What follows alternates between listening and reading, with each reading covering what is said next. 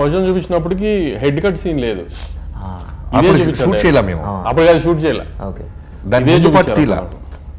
So ఆ head cut scene ఇది అన్ని కలిసిన తర్వాత తమన్ చూసాడు ఫస్ట్ నా అందరికంటే.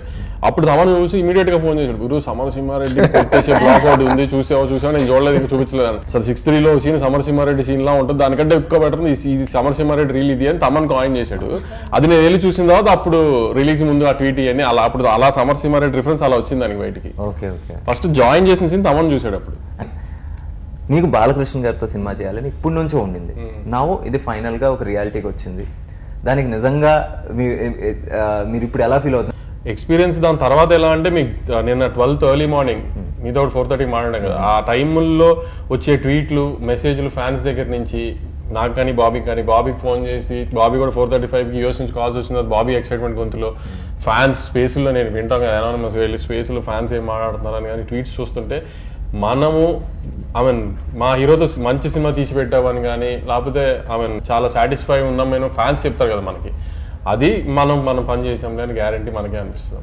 క్వశ్చన్ మీరు వచ్చి దానికి వచ్చిన అదే అసలు ఆ రోజు ఆ మీడియా అయినా అసలు నాకు శేఖర్ అసలు అలాంటి ఒక పాట పెట్టాడు, పాట పంపించాడు, బాగుందండి. షూటింగ్ పిలిచారు, వెళ్ళాను నేను. అసలు ఆ రోజు అక్కడ షూటింగ్ లా స్టెప్ వేస్తున్నారనే విషయం నేను అబ్జర్వ్ కూడా చేసేది, నాకు అబ్జర్వ్ చేసినట్లు ఏమో, ఎందుకంటే బాలకృష్ణ గారు ఉంటారు కదా టైం పాస్ అలా మాట్లాడుతూ ఉంటాం కాబట్టి అసలు స్టెప్ గుర్తుకోలేదు.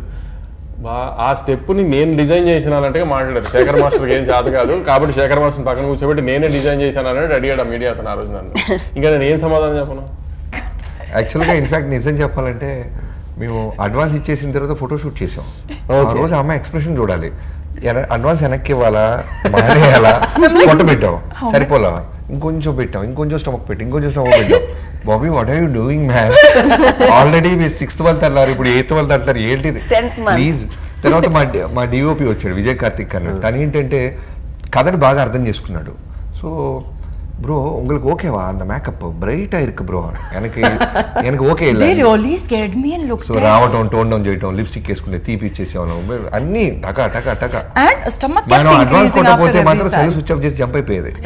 అడ్వాన్స్ ఉంది బాలబాబు గారు చెప్పేశారు వీళ్ళు అనే దాంతో పాపం స్టార్ట్ చేసిన తర్వాత లేట్ ఆన్ ప్రాసెస్ లో రిషి అని చెప్పేసి కన్నడ యాక్టర్. అవునవును. సో తను చూస్తే నేను తమను వచ్చేసి ఇలా చూస్తున్నాం, తన మీద కోపం వస్తుంది, నాకు తిని నచ్చట్లేదా అందుకే రా విలన్ అయ్యాడు.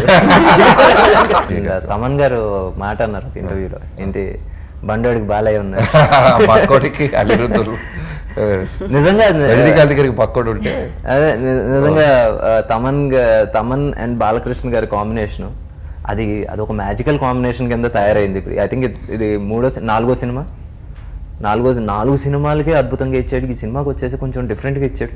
ఇక్కడ వచ్చేసి నా ఫేవరెట్ బీజిఎం ఏంటంటే ఫస్ట్ హాఫ్ లో పాప వచ్చినప్పుడు ఆయనకి మధ్యన ఒక బీజిఎం కొడతారు,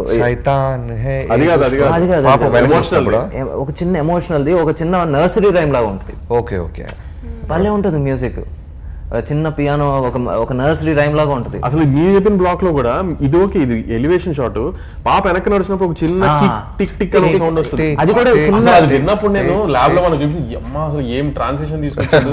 అది సడన్ పాప వెనక్కి నడిచినప్పుడు చిన్న గిటార్, అది మరి ఏం ఇన్స్ట్రుమెంట్ మనకి చిన్న నర్సరీ రైమ్ లాగా ఉంటుంది, లాగా ఉంటుంది అది వచ్చింది. అది అసలు అప్పుడే ఎక్కడికో వెళ్ళిపోయిందిలే, ఇంకా ఆ ట్రాన్సిషన్ ఫట్ మనీ శైతాన్ అని టేక్ ఆఫ్ అవుతుంది.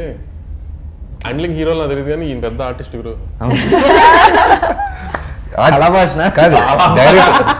అందుకే అంత వేరియేషన్ ఆఫ్ ఆర్టిస్ట్. ఇప్పుడు ఒక సంవత్సరం క్రితం చిరంజీవి గారిని, ఈ సంవత్సరం బాలకృష్ణ గారు కూడా అంత బాగా హ్యాండిల్ చేయగలిగిన కారణం ఈయన పెద్ద ఆర్టిస్ట్ ఫస్ట్.